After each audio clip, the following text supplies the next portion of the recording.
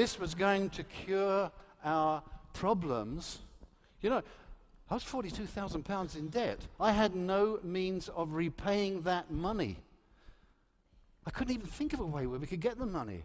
And I thought, if we continue not to be able to pay the rent on the rented house, eventually they'll take the house away, and then social services will come in and take my 4 kids. It wasn't going to happen. Over my dead body, if necessary. The friend, it was underwhelming. I was listening to Allo. Yeah, go away, leave me alone. I've got enough misery without Allo. What's it? And then he said something that rocked me back on my heels. It's the reason why I'm standing here today. And I'd like to share with you, if I may, what he said to me. It had a profound effect. It changed our fortunes. It's changed the lives of literally tens of thousands of people on this planet. He said to me, have you ever wondered why people die broke? I said, what do you mean, why people die broke? He said, well, if you look at the figures from the probate office, 1993, 95% of people who die with less than £5,000 in the bank. So they worked hard for 40 years, and they finish up with less than £5,000.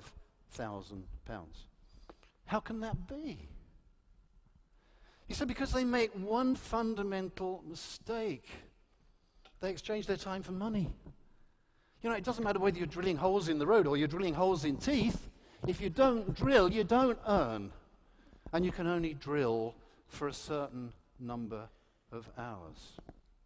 But he said, interesting thing, those 5% who don't die broke, he said, I know you can't see this, but just follow the chemistry, if you will. One of that 5% inherited it. They had a rich mummy or daddy or an uncle, or they had a trust. He said 3% out of that 5 had a business. And he said 1% of those people were in a job. And he said, think about it.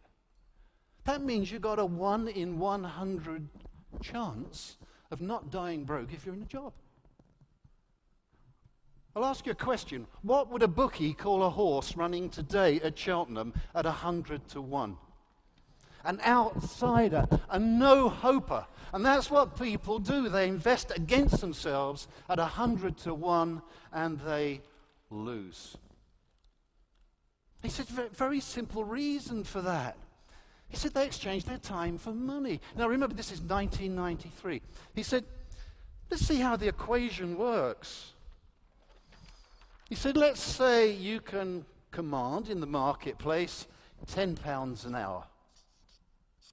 And you can work for 40 hours a week, and you can work for 50 weeks a year. We'll give you a couple of weeks off for good behavior, all right? Your earning potential in your working life, right, this is in a year, but if we then multiply it by another 40 years, the 40-year plan, you've got £800,000, which would be great if you had it in the bank. But we know that 95% of people have got less than 5,000. Why is that? Because they make one fundamental mistake. They go out. They do, don't they? They go to the cinema. They take the kids out. And you measure life by what you do, not by what you've got. Life is for living. Life is for doing. He said, let's have a look at what happens to your £800,000. He said, how come you've only got less than 5,000 at the end? He said, you take the £800,000. He said, there is a thing in the UK. Anybody in a job? Ever heard of PAYE, poverty as you earn? NHI, no hope intended. He said that will take about 40% of your £800,000. Just for one illusory moment, you thought the money was yours, but it's gone. The government stole it away from you. So, 800,000 here, 320,000 coming off there. Then he said you could have somewhere to live. We've all got to have somewhere to live. He said, in the UK, currently, we know that will take about 25%. Got to have a roof over your head. A couple of 100,000. He said you've got to live. Heating, lighting, rates, school fares, clothes, all that other garbage. Another £200,000, leaving you potentially at the end with £80,000 in the bank. But 95% of people would die broke because they did make that one fundamental error. They went out. But they went out on the basis of £2,000 a year to have a great time. £166, 66 pence a month to have a great life. £40 a week or thereabouts to have a great life. And I thought, no, I see the flaw in this.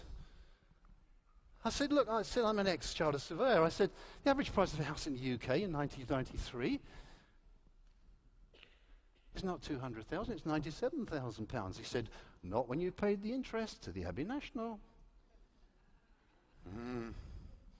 I said, yeah, but I can command more than £10 an hour in the marketplace. He said, all right, let's say you make £20 an hour. He said, you make twice as much money. You pay twice as much tax and national insurance. Instead of living in a little itsy-bitsy house, you have a slightly bigger house.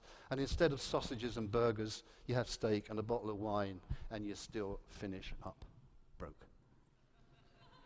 He said to me, how many people do you know in a job who have a to-die-for car? Not a GLS or some other crappy company car, a real to-die-for car. He said, about 1 in 100, isn't it? He said, how many people do you know who have one of those beautiful houses? You know, the ones you drive past with the big gates and the crunchy gravel drive. How many people do you know in a job? About 1 in 100. He said, how many people do you know who go to die-for holidays? Exotic locations. About 1 in 100. That was the moment in 1993, and I thought, I've been had. I've been had. I bought into a system which would almost guarantee I would die broke. I did all the stuff that they told me I should do. I went off to university, I studied, I went into a profession. And here I am after 27 years of my 40-year plan, needing £42,000 to even qualify as broke.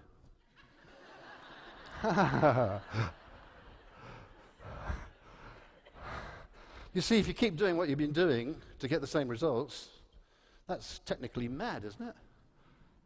I knew I had to get different results. The question was, how?